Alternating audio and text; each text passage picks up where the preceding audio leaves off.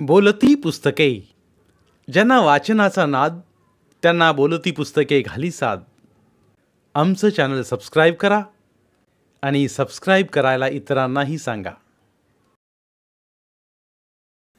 नमस्कार श्रोते मित्र हो, बोलती पुस्तके सादर करीत आहे लेखक M.B. तोडकर लिखित कादंबरी गावकूस भाग 7. इकडं भरात आलेला बिनू अन्नाचा वारसा चालवीत बैलाची अवतं वैरणकाळी उसाबर बैजवार करत होता. धाकटा सदा अजून मराठी शाळेतच शिकत होता. पम्मा मात्र आता हायस्कूलला जॉईन झाली होती. साधारण 10वीच्या वर्गात होती पम्मा.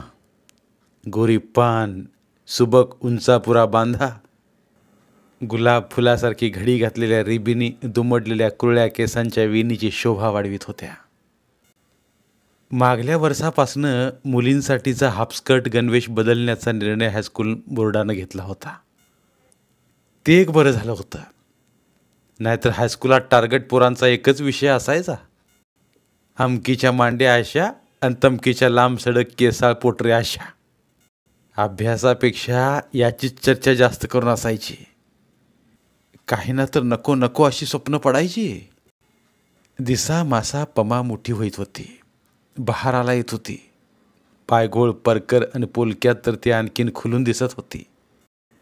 चाल तर अशी, एक पाय पुढं टाकून मागल्या पायाला थोडासा डुचमुळून टाकून पुढं टाकल्या पायाकडल्या खांद्याला खाली रेलून शरीराला खालीवर झोकं घेत चालणाऱ्या तिच्या चालीनं गावातली तरणी बांड पोरं घायाळ होईत होती. आणि म्हणत होती, कुणाच्या गळ्यात पडतं हे ध्यान कुणास ठाऊक. ज्याच्या पदरात पडल तो किती नशीबवान असेल. ज्याच्या पदरात पडल हे सफरचंद तो कुणीकडनं खायला सुरुवात करेल कुणास ठाऊक, असं म्हणायची. आणि काच दिशी जीभ चावायची तरण्या पोरांची. पर पमा जशी मोठी होईल तसा शेवंताला घोर लागून राहिला होता. आदनं मधनं अण्णाला बोलून धावायची, अहो पमाची तेवढी शाळा बंद करूया काय. अण्णाही 10वी होऊ दे मग विचार करू, असं म्हणून कानाडोळा करत मोरल्या कामाला लागायचा. इकडं वसंताचं कॉलेज सुरू झालं होतं. आज 15 तारीख. 2-3 दिवस मेसला जेवत होता वसंता. पण मेसचं जेवण परवडणारं नव्हतं. सयाजीरावाच्या सल्ल्यानुसार रोज 10च्या एसटीनं जेवणाचा डबा जिल्ह्याला पाठवायचा विचार केला होता अण्णानं. बाकीच्या आणि कुठल्या कुठल्या जिल्ह्याला शिकायला आलेल्या शिवगावच्या पोरांचं जेवणाचं डबंही एसटीनंच जायचं. आळीपाळीनं शाळा शिकणारी पोरं स्टँडवर जाऊन डबं ताब्यात घेऊन आपापल्या राहत्या ठिकाणी डबं घेऊन जायची. त्याप्रमाणे अण्णानंही वसंताचा डबा शाळा सुरू झाल्यावर म्हणजे 15 तारखेपासून एसटीनंच डबा द्यायचं ठरलं होतं. त्याप्रमाणे शेवंता पहाटेचं उठून एसटीच्या टायमापतूर वसंताचा डबा बांधून ठेवायची. कधी अण्णा तर कधी बिनू तर कधी धाकटा सदा. आणि कोणच हजर नसलं, सगळे आपापल्या उद्योगाला गेले असतील तर स्वतः शेवंता एसटी स्टँडवर डबा पोच करायला जायची. माझ्याकडनं डबा चुकला तर पोर काय खाईल. पैसा तर बघायला नसायचा. मग द्यायचा म्हणलं तर 8-8 दिवस लागतात. तवा कुठं 10 रुपये बघायला मिळतात. खर्चायला नव्हं. डबा येळेवर पोचला नाही तर अभ्यासावरनं लक्ष उडेल पोराचं. याची हुरहुर शेवंताला लागल्यानं दिस उगवायचा राहील, पण डबा पोचवायचं काम बैजवार करायचे. जेवण बांधून एसटीपतूर पोच झाल्याशिवाय त्याला चैन पडत नव्हती. नुसती कासावीस आणि बेचैन असायची. दुष्काळापासनं मळा पण तशासारखाच पिकायचा. बागायती म्हणजे भाजीपाला, वैरण आणि हंगामी गहू, खपली अशीच पिकं आता मळ्यातल्या रानात पिकत होती. हळद, पानमळा, ऊस, केळीच्या बागा आता नाहीशा झाल्या होत्या. काय काय लहान पोरं आता मोठ्यांना पुस्तकात बोट दाखवून विचारत होती, दादा हे काय हो, याला काय म्हणतात. बाबा आजोबा लहान मुलांना डोळ्याच्या कडा पानवत सांगायचे, बाळा याला केळीची बाग म्हणतात, याला हळद म्हणतात. अशी मळकऱ्यांची अवस्था 5-7 वर्षात झाली होती. गावच्या हिरवळीची दौलत नजर आड झाली होती. 1-1 रुपयाला माणूस कंगाल झाला होता. ज्याच्याकडे 50 होते त्यांच्याकडे 5 झाले होते. ज्यांच्याकडे 100 होते त्यांच्याकडे 10 राहिले होते. म्हणजे 50 वर्षानं गावाचं उत्पन्न मागं गेलं होतं. आणि ज्यांच्याकडे कायच नव्हतं त्यांचं काय झालं असेल याची कल्पनाच न केलेली बरी. आणि याला काय अन्न अपवाद नव्हता. तो पण गावासंग भरडला गेला होता. कोळीला कशी तरी वैरणीची बेजमी व्हायची. मळ्यात जेमतेम पोटापुरतं धान्य पिकायचं. बैलाची भाडी करून तेल मीठ भागवायचं. पण मग एकट्यावरच काय प्रपंच भागतोय होई. कपडा लत्ता दवाखाना पै पावणं आलं गेलं सणवार ह्या गोष्टी काय थांबायच्यात होय परपंचात. मग पोटापुरतं आलेलं धान्य पोटाला चिमटा काढून वाण्याला ऐकायचं. म्हशीच्या दुधाचं एक 5-50 मिळायचं. ती बी म्हस गाभण असल्यानं ती बी आटल्याली. बायकोला लोकांच्यात रोजगाराला पाठवायचं धाडच होईना. कारण कुणी अंगाबोंडाला हात लावला तर. या विचारानं अण्णा कासा विसवायचा. पण काय करणार. घरादारानं रोजगार केल्या बिगार काही प्रपंचाचा गाडा चालणार नव्हता. यात भरीसभर पोरगं मोठ्या शिक्षणाला. बायकोनं रोजगार करायचा नाही. थोरला बिनू बैलाच्या अवतावर. मग अण्णानं यावर पर्याय काढला. बिनू ज्यांच्या शेतात अवताला जातोय तिथं बैलामोहरं किंवा बैलामागं काय ना काही तर रोजगार असतोयच की. असा विचार करून ज्या 4-5 धनिकदारांच्यात बिनू बैलाच्या अवताला जायचा त्यांनाच गाठलं. बिनूच्या अवतासंग रोजगार ठरवून घेतला. तवापासनं अण्णा आणि शेवंता बिनूच्या अवतासंग दोघं रोजगार करू लागली. तवापासनं घरात जरा आर्थिक स्थिरता यायची चिन्ह दिसू लागली. शेवंता सकाळी अरवाळी उठून वसंताचा डबा करायची. गाडीच्या टायमापुत्र वसंताचा डबा एसटीला पोचला की मग जीव भांड्यात पडायचा आणि पुढच्या 2-4 जणांच्या भाकरी थापायच्या. भाकरी धुनी भांडी आवरता आवरता तिची दमचाक व्हायची. भरात आलेली पोरं बिनू पमा सदा गप्पा गप्पा खायची. मग अण्णानंच हात आकडता घ्यायचा. म्हणतात ना गरिबीत का कुणास ठाऊक भूक लय असते या. तिचीच प्रचिती शेवंताला येत होती. बघता बघता वरीस होत आलं. वसंताची पहिली सेमिस्टर संपून दुसरी सेमिस्टरही संपत आली होती.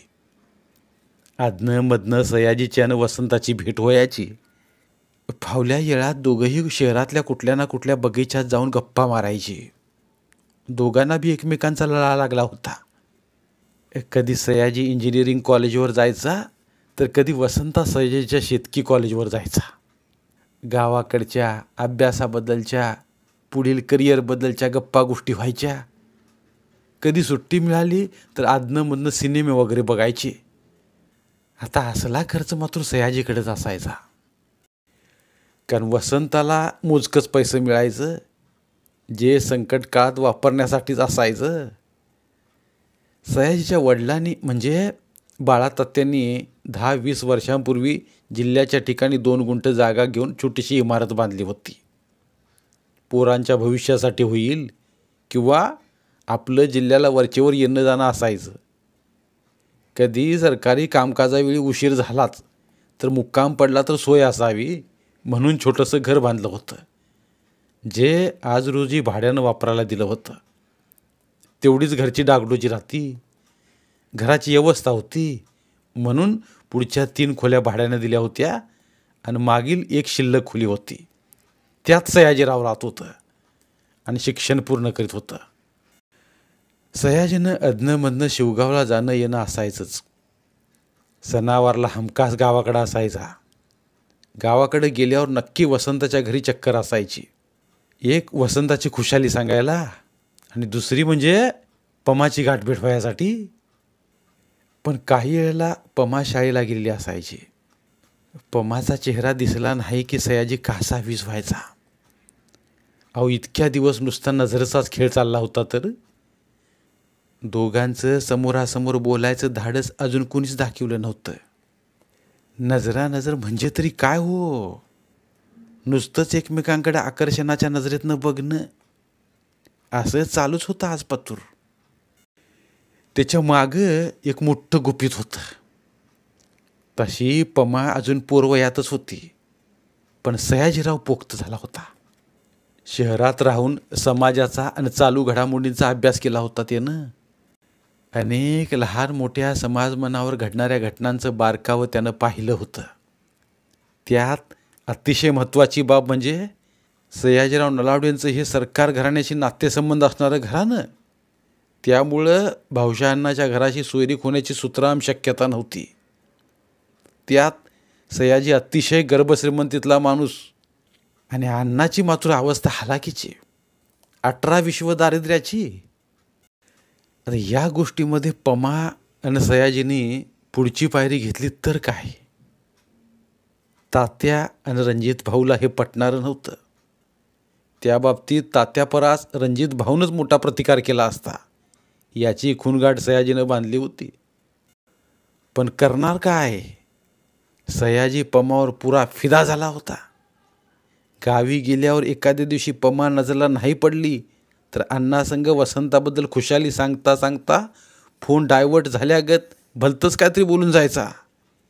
आणि ही गोष्ट अण्णांच्या ध्यानात येत होती. पमा न दिसल्यामुळं घरात येऊन राग करायचा, आदळआपट करायचा. घरी न सांगता जिल्ह्याला निघून जायचा. तिथं गेल्यावर मग गावाकडं पुढच्या जाण्याचा तास दिवस मोजत राहायचा. दुसऱ्या दिवशी पहाटे उठायचा. शुक्राची चांदणी त्याला फार मोहक वाटायची. त्या शुक्राच्या चांदणीत पमाचा चेहरा न्याहाळत खोलीच्या गच्चीवर बसायचा. सूर्योदया अगोदर तांबू छटांमध्ये शुक्राची चांदणी अजून तेजोमय दिसायची आणि फटफटीत झाल्यावर ही चांदणी विरून जायची. आणि मग सयाजी भानावर यायचा आणि आपल्या उद्योगाला लागायचा. मग वसंताचं इंजिनिअरिंगचं 1 वर्ष पूर्ण झालं. परीक्षा संपवून वसंत गावी आला. थोड्या दिवसात सयाजीचंही ॲग्रीचं 2रं वर्ष पूर्ण करून परीक्षा देऊन तोही गावी आला. आता कॉलेजला सुट्टी लागलेली. नेलेलं सामान, कपडा लत्ता अंथरून पांघरून वसंतानं घरामध्ये शिस्तबद्धपणानं एका कोपऱ्यातील भिंतीमधील कपाटात ठेवलेलं. वसंतामध्ये आता खूप बदल झाला होता. मित्रमंडळीमध्ये रोज गप्पा मारणं, कॉलेजमधल्या गमती जमती सांगणं, दुपारच्या वेळी विश्रांती घेणं, अशी दिनचर्या चालू होती. आदनं मधनं सुट्टीवर यायला सयाजीही वसंतासोबत असायचा. पमा आणि सदा सोडून सारी मंडळी रानातल्या उद्योगाला झुपलेली. ना ऊन ना वारा ना पाऊस. उजाडल्यापासनं अण्णा शेवंता बिनू काबाड कष्ट करत होतं. आता वसंताच्या जिल्ह्याला जाण्यानं खर्च वाढल्यामुळं आई आणि अण्णा दुसऱ्याच्या बांधाला रोजगारला जाऊ लागल्याचं वसंतानं ताडलं होतं. अशाच एका संध्याकाळी सारी मंडळी सोप्यात कंदिलाच्या उजेडात बसलेली. शेवंताई होती त्यामध्ये. कंठ दाटल्या सुरात वसंता म्हणाला, आई, तुम्ही दोघं रोजगारला केव्हापासून जायला लागलाय? यावर शेवंतानं सांगितलं, अरे वसंता, दुष्काळ सालापासनं हिरीचं पाणी पुरण असं झालंय. मळ्यात इकरीची पिकं पिकायची बंद झाल्यात, हे तरी तुला माहिती आहे. पोटापुरतं धान्य पिकतंय, जनावरांसनी वला चारा तेवढा पिकतोय मळ्यात. आता रान किती राहिलंय रे आपल्याला? वाटून गेलाय की निम्मा मळा. कुडीचं काय, जनावरांची तेवढी बेजमी होत्या वर्षाला. अण्णा शेवंताला दाखवत म्हणाला, परपंचात काय एक खर्च आहे होय? धडूत पांघरून दवाखाना, पाहुणं रावळं, कुठं गावाला जाणं येणं, असा एक ना अनेक खर्च आहे ह्या रगाड्यात. पण तू काय असं समजू नका बरं का, की तुला शहरात शिकायला धाडलंय आणि त्यामुळं आमचा खर्च वाढला आहे आणि त्यासाठी आम्ही रोजगाराला जातोय दुसऱ्याच्या बांधासनी. वसंताच्या शिक्षणावर परिणाम होईल आणि पोरगा हाय खाईल म्हणून अण्णानं समजूत काढली वसंताची. पण वसंत आता पोक्त झाला होता. 17-18 वर्षाचं वय झालं असेल वसंताचं. त्यामुळं तिला ह्या गोष्टी काय कळायच्या राहणार नव्हत्या. बघता बघता सुट्टी संपत आली. सयाजीचं नित्यनेमानं वसंताच्या घरी येणं जाणं न चुकता चालू होतं.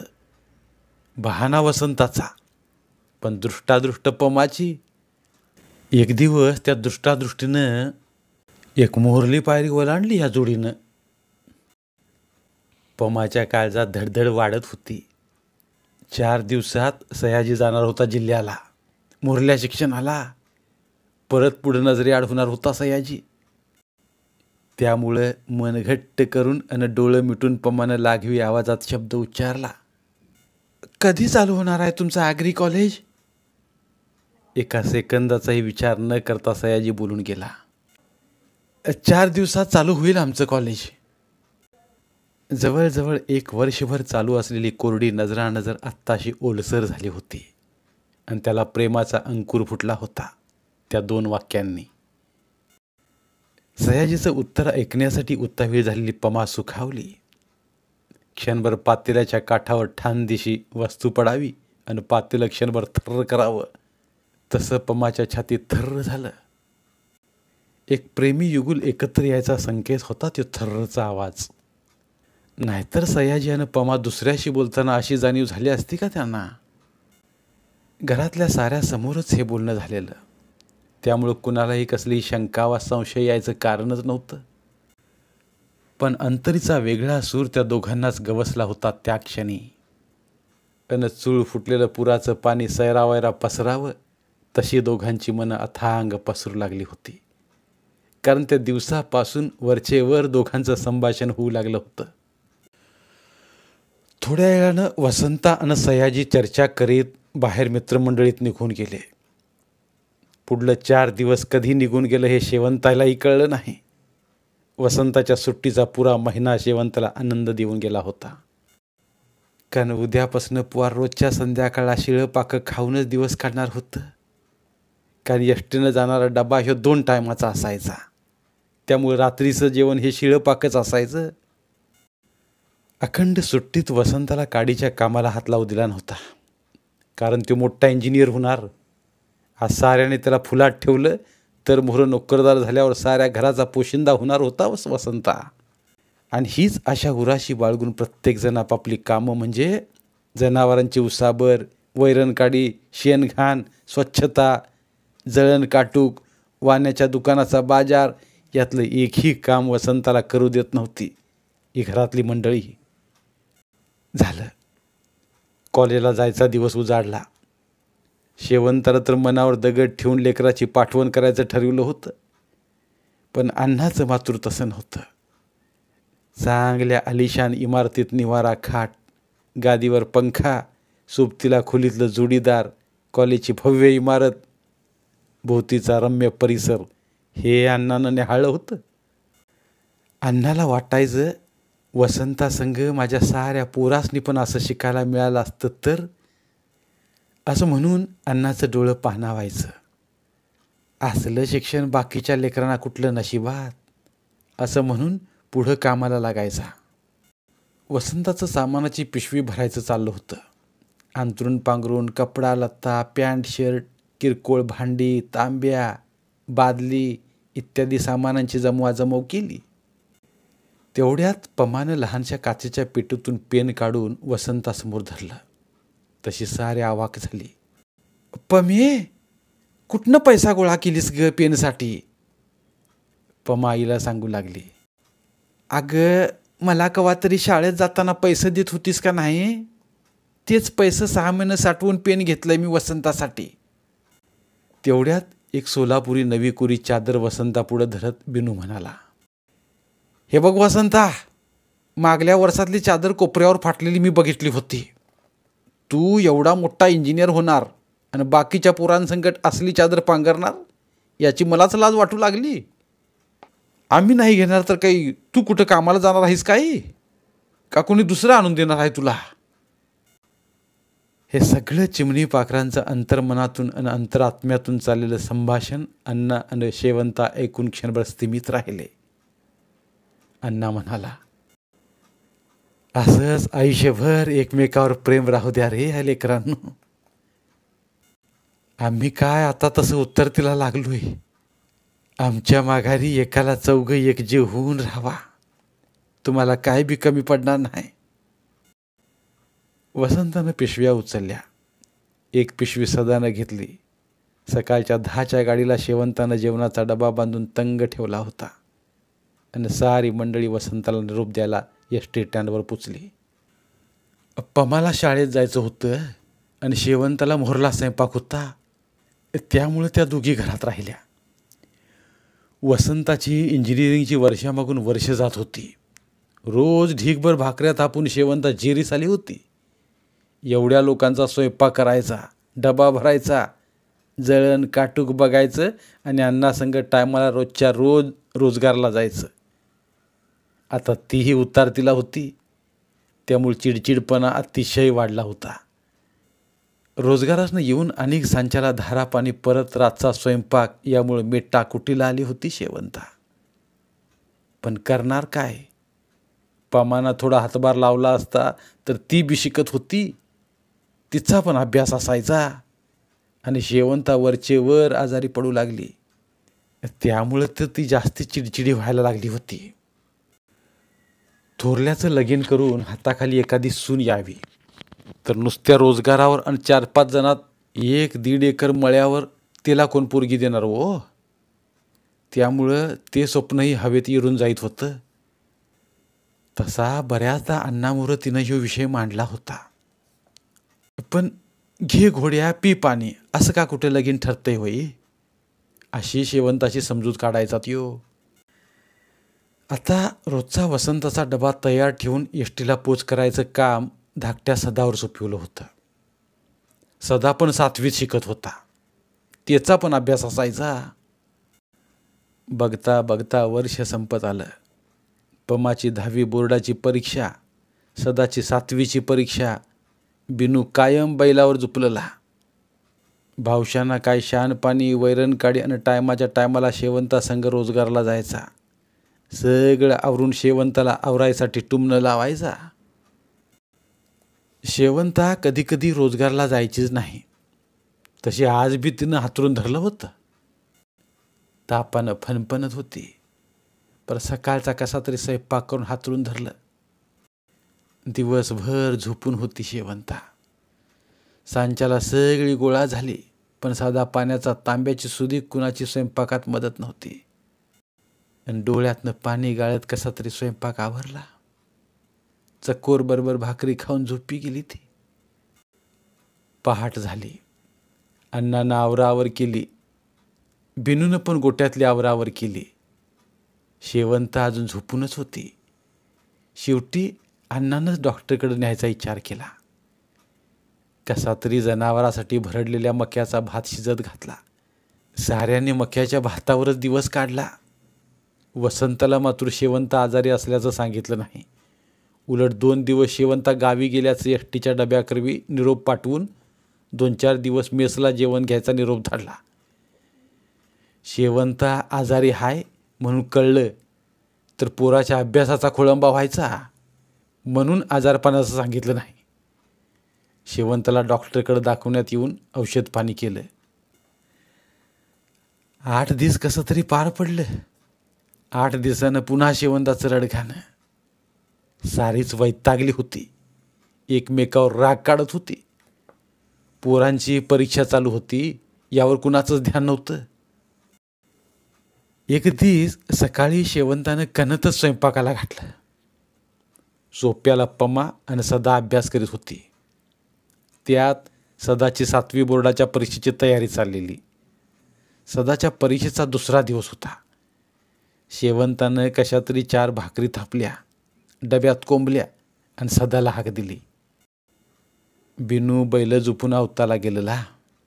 अण्णा गावात रोजगाराच्या आणि बैलाच्या भाड्याच्या पैशाच्या वसुलीला गेला.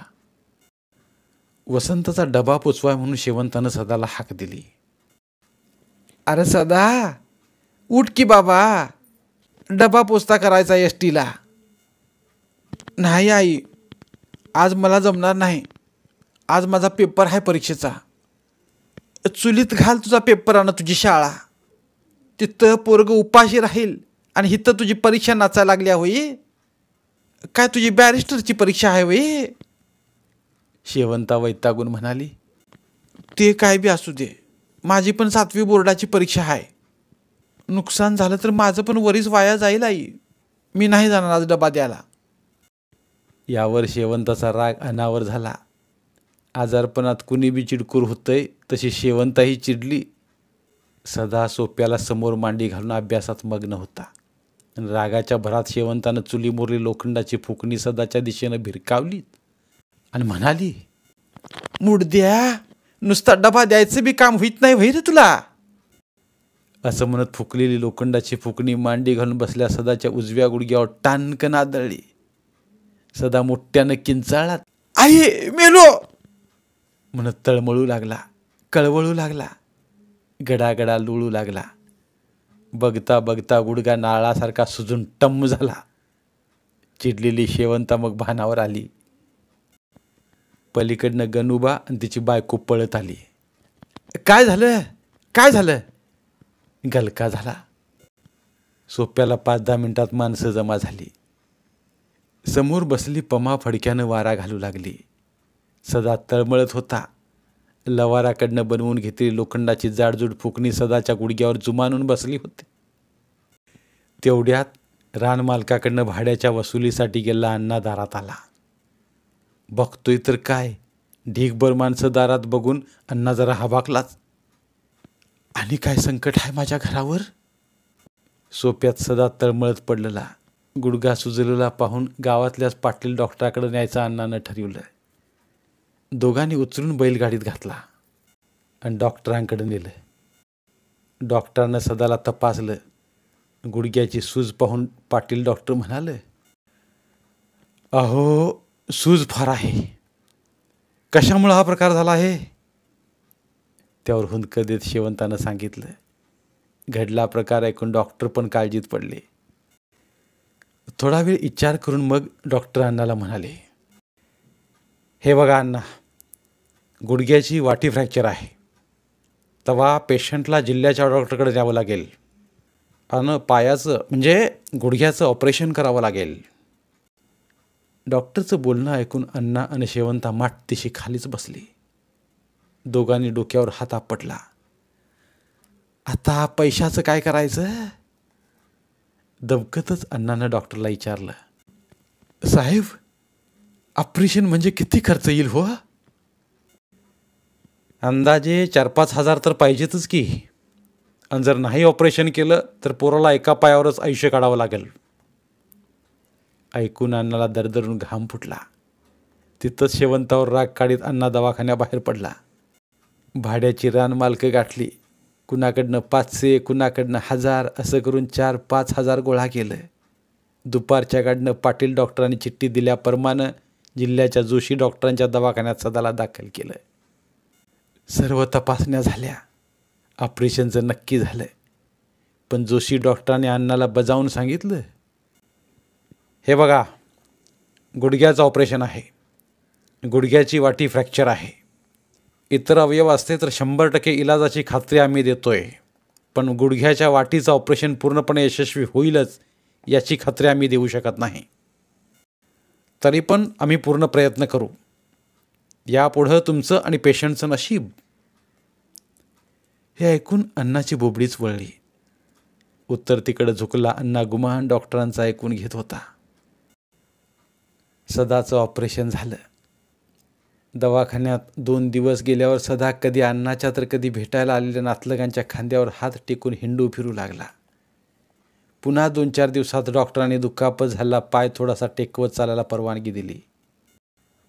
5व्या दिवशी अण्णाच्या खांद्यावर हात टेकवून चालण्याचा प्रयत्न केला. 8-10 दिवसात डॉक्टरांनी सदाला डिस्चार्ज दिला.